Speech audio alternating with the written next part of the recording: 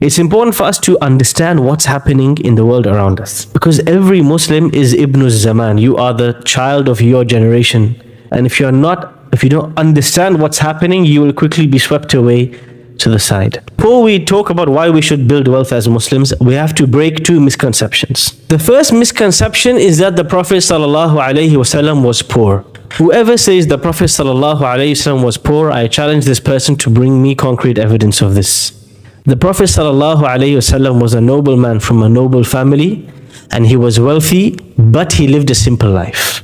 He chose to live a simple life. It is not that he was poor, that he did not have the means, that he struggled. No, he chose to live a simple life even though he had access to wealth. The Prophet ﷺ owned land, he owned farmland. Part of this farmland was generating rent, income. Part of this farmland, he had given it as a waqf to generate income fi sabilillah, for the sake of Allah subhanahu wa ta'ala. The Prophet ﷺ made investments. The Prophet ﷺ bought and sold, he traded. He entered into a mudaraba, partnership agreement with Khadija radiallahu anha before Islam. He learned to trade under the mentorship of his uncle Abu Talib. So this is somebody who's an experienced trader who travels to Syria in those days, to the Levant, to trade. He understood the ability to understand local cultures, prices, customs, products. He had all of this understanding. The moment he arrives in Medina, after building Masjid Quba, after building Masjid Quba, what is the first thing the Prophet ﷺ builds? One apartment for each of his wives. Property. He gave importance to these things. This is the first misconception. For us to think the Prophet ﷺ was a poor, financially illiterate person, this is a lie against the Messenger ﷺ. The second misconception, which is a really important one, which is very popular, which we have to destroy, is that poverty is piety. If somebody is poor, that means, mashallah, this person is righteous, going to Jannah. This is not the case. The Prophet ﷺ, he informs us that wealth is a test, absolutely. And he also informs us that the people who have less, they tend to be the people who are more conscious of Allah, because they have less material tests. They're able to focus on the worship of Allah, and they're able to give less importance to these things. That doesn't mean that if you take an average person who's poor, an average person who's rich, the poor person is 100% more righteous. Not necessarily. From the 10 people promised paradise, 8 or 9 of the 10 people promised paradise were business people, were traders, well-known traders, who were wealthy. They were affluent, they were not poor. The Prophet ﷺ said, نِعْمَ الْمَالِ الصَّالِحِ لِلرَّجُلِ الصَّالِحِ. How amazing it is for wealth to be given to a righteous person.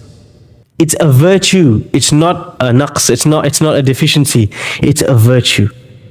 It's something that, it's not just that we can say, oh, there's nothing wrong with you wanting to be wealthy. Rather, it is virtuous and recommended and rewardable for you to be wealthy, but you got to go into it with the right intention. Why do we build wealth? First, wealth is influence. How is wealth influence? We learn from the life of the Prophet ﷺ. When the Prophet ﷺ was in Mecca, the Muslims had nothing, and Allah was teaching them the values of belief and faith and conduct and patience. But when the Muslims moved to Medina, the Prophet ﷺ made many strategic financial decisions in order to build influence. He was intimately familiar with the trade routes between Ethiopia and the Levant. In fact, it is one of these trade routes where he intercepts a carriage which becomes the Battle of Badr. The Battle of Badr happens because the Meccans have sent a caravan to do business towards the Sham, towards the Syrian region. The Prophet ﷺ knows this, he knows the trade routes, he knows the business styles, he knows where they go, and he tries to intercept the caravan. This is an economic war. This is not a physical war. He's trying to intercept. He's very strategically choosing what to intercept. That turns out to become the Battle of Badr, the first full-fledged battle in the history of Islam. Wealth is influence. The Prophet ﷺ, why was he targeting this little caravan? Because he knows if he can target this caravan and affect their trade, he has influenced the people of Mecca, and he's weakened the people of Mecca. And he understood this very well. that wealth is influence. The second reason to build wealth is that wealth gives Muslims independence from being needy, from being weak, from being dependent on others. One day, one of the Prophet's companions came to him and he asked him, how much money should I give in charity from my inheritance? Should I give a half, a third, a quarter? Prophet ﷺ said, give a third maximum. وَالثُّلُثُ كَثِيرٌ. A third is a lot. And then he says something very interesting. For you to leave your children wealthy is better than for you to leave them as dependents, constantly asking people for money. Don't do that. Leave your children more wealthy than you are. This is the Prophet ﷺ teaching his companion, try to leave the next generation better off financially than your generation. Why? So they are independent. They don't have to ask. There's only two types of ways of making wealth. Either you're employed or you're self-employed. There's no third option. When you're employed by somebody else, do you have full freedom? Are there instances where your employer doesn't let you pray salah? Tells you can't go for Jum'ah? Why was your prayer break so long? Tells you interact in a certain way with the opposite gender, or interact in a certain way with a customer that you don't agree with. Take on a client that you don't agree with. Set up X service for that product, for this, and you don't agree with the service or the client or the product, but you're stuck. You're dependent. You have no choice. This is why one of the reasons building wealth is important. It gives you freedom to make choices without any constraints. One of the most beautiful examples in the Quran is Sulaiman alayhi salam. When the Prophet Sulaiman alayhi salam sends a letter to the Queen of Sheba, to Bilqis, inviting her to Islam, inviting her to submit to Allah, the one and only God. She tries to bribe him with gifts. This queen, she sends a huge amount of gifts to Sulaiman alayhi salam. What's Sulaiman alayhi salam's response? Are you trying to tempt me with money? What Allah gave me is better than what He gave you. Some scholars of tafsir interpreted this to mean, he says, what Allah gave me from Islam and revelation is better than these gifts. But other scholars interpreted it this way. Allah gave me more wealth than you. What you gave me is nothing. You sent me pennies. You think this is going to impress or sway me? I cannot be swayed by your wealth. I'm superior to you in wealth. بَلْ أَنْتُمْ بِهَدِيَّتِكُمْ تَفْرَحُونَ. Don't get too excited because of these trinkets that you sent me. I'm not impressed. Sulaiman alayhi salam cannot be bought. You know how they say everybody has a price? Yes? He cannot be bought. Why? He has wealth enough to make him independent. Nobody can own him. This is such an important reason to build wealth. The Prophet ﷺ says, the upper hand is better than the hand that gives is better than the hand that takes. Right? So anybody taking a paycheck is taking. But whoever is self-employed is paying, is employing. We should be the ones who are spending, who are giving, who are employing, who are the patrons, rather than the ones who are always living off and leeching off society. How many Muslims live on job seekers allowance, on universal credit? Those who live on these forms of allowance because of necessity, I'm not talking about them. I'm talking about perfectly able people who have fully functional bodies, who have a brain and intelligence, who have time, but because the handouts from government are convenient, they continue to live on that, make some cash on the side, and continue to live off the state. This breeds a lazy people. This breeds a weak people. This breeds a dependent people. What kind of a people are we that we are leeching off others? As Muslims, we must be independent. We must be the ones funding the institutions, spending on society. We should be the ones saving the NHS. We shouldn't be the ones lining up outside the NHS. We should be the ones saying, oh, the NHS building needs repair. Collectively, as a Muslim community, we have enough wealthy people. We will fund the NHS for you, Habibi. That's how we get izzah, dignity. That's how we get strength as a civilization. That's how we get confidence. That's how we get influence. Dawood and Sulaiman are the kings of an entire civilization, a flourishing society. And he says to Dawood alayhi salam, iron, I've made it easy for you. But what do I want you to do with it? I want you to make something useful for society with it. Make chainmail, make armor, do something good. I''malu saliha, use it for good. I'm watching you. With Dawood and Sulaiman, frequently we notice their attitude to wealth. They realize wealth is a test, but also they are ready to use it for the service of Allah subhanahu wa ta'ala. And this is what I mean by building wealth, you can build a civilization. Think of how many hospitals you can build, how many schools you can build, how many things you can fund, how many scholars can be funded, how many public services you can improve if you had the wealth to do so, if as an ummah we had the collective wealth to do so, how many ways we could shape the narrative and shape society. So Dawood and Sulaiman alayhi salam, they're controlling the wind and the jinn, and they have huge armies of all types of species of animals, and they have wealth beyond what you can imagine. And what are they doing? The biggest test is use it for the sake of Allah, don't get consumed by it. Practical steps for a young man or young woman in today's day and age to build wealth.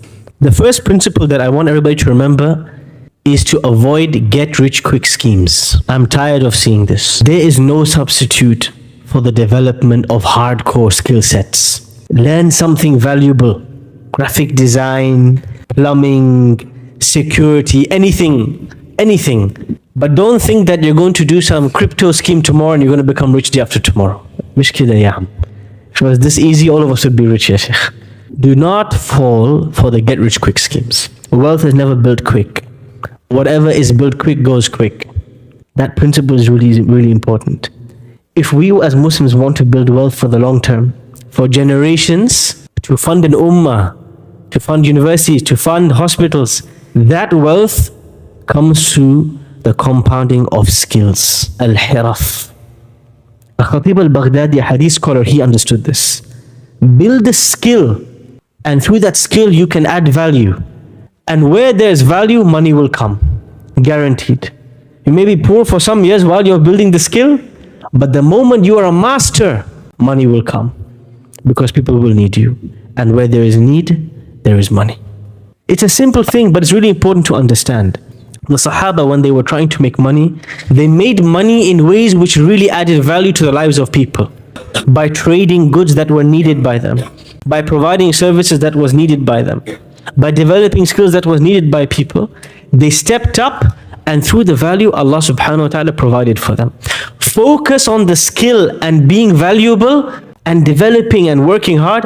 Allah subhanahu wa ta'ala will grant you the opportunities. For the last 1800 years or so, the world was built on an agrarian, agriculture-based economy. Most of our grandparents and great-grandparents were farmers. My grandfather was a farmer, sugarcane farmer in the south of India. Maybe your grandparents were a different type of farmer. The vast majority of the world, they worked in simple professions. The vast majority of money in the world was made through farming. And then we had the Industrial Revolution. Manufacturing, production, factories, shift work. This was new. And now we have the digital revolution. Artificial intelligence, automation, everything is becoming digitized. Money, where's cash? Nobody uses cash anymore. Cash is being digitized. Relationships are being digitized to TikTok and WhatsApp and Facebook. What's not being digitized? Soon, it's not a joke. Like, there are people, they have like an artificial intelligent wife because they don't know how to have social skills. So they have everything is becoming digitized slowly. As Muslims, when the world is moving in a certain direction, rather than falling behind and catching up later on and becoming victims to it, we should be the ones at the forefront. Why? So we can influence the direction. We need to be at the forefront of these technological developments and innovations so we can influence how they look, what the algorithm looks like. Right now, the algorithm presents to you whatever your deepest, darkest shahawat. It's impossible for you to scroll on your newsfeed without seeing something haram. Sponsored ad. Yeah, Sheikh. All the people I follow are Qurra. Why the sponsored ad from prostitutes? Ayadu billah. What is this darkness? Yes, they own the algorithm. When are we going to own the algorithm? When are we going to develop the algorithm? When are we going to be at the forefront? This is something, is a call for all of us. It's really important for us. As Allah made iron soft for Dawood, and He told him, use this iron to make useful things for the sake of the ummah. Computer chips are also made from iron, ya mashayikh. Allah granted the ease for Dawood to mold them into useful chains of mail. we should also use these things and make them useful and develop these skills, just as Allah subhanahu wa ta'ala asked and commanded Dawood and Sulaiman.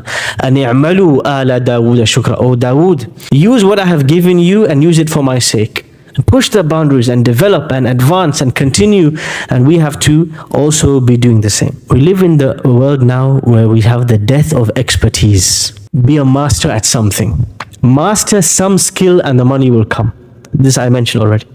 But the second one is the importance of mentorship and apprenticeship.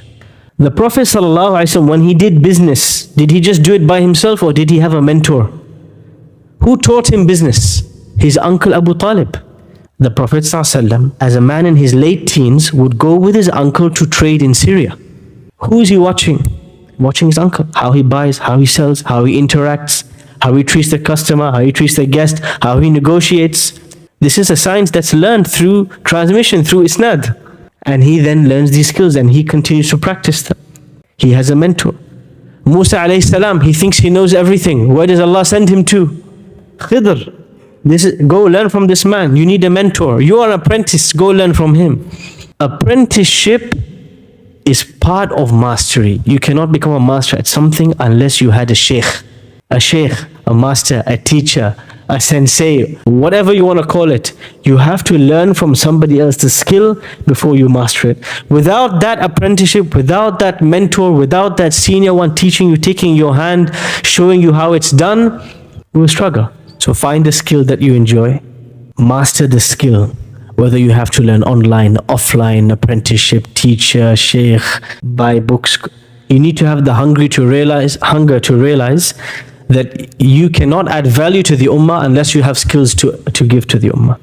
And then we must have a long-term plan. These days, given the world that we live in and the obsession with the paycheck and the pay slip, we have a lot of people who are too lazy, not risk takers, and not thinking beyond their pay slip for the sake of the ummah. And this is a call to all of them to try and build wealth for the sake of Allah. And that means that from the get-go, part of your income must go for sadaqah, part of your income must go for awqaf, part of your income is going for your expenses. But don't forget to save part of your income to build something for the long term for the ummah. Think about this from the day one when you develop your strategy, when you get your first income. Think about it from day one. What am I going to build? What am I going to build for the sake of Allah? And ask Allah for it on day one. Allah subhanahu wa ta'ala will make it a reality for you if you make the intention clear from day one. We have to not just keep up with the times, we have to be the leaders in the times. The world is going through a technological complete transformation. From start to end, no profession will remain the same. No person's job will remain the same.